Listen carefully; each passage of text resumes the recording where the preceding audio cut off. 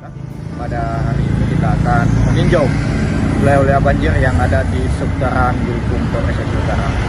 Tujuan kita adalah membagikan nasi bungkus kepada masyarakat yang terdampak banjir.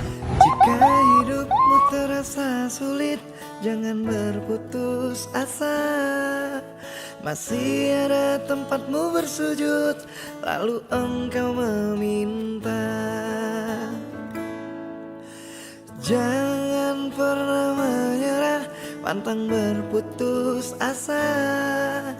Tuhan takkan menguji kita di luar batas kemampuan kita.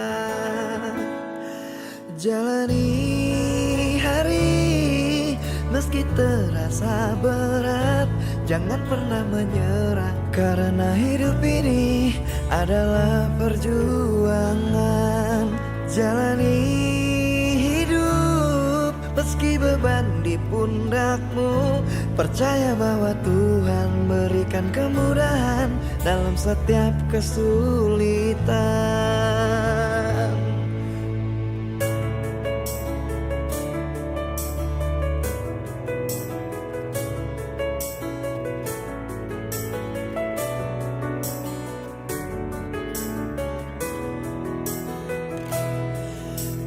Jangan pernah menyerah, pantang berputus asa.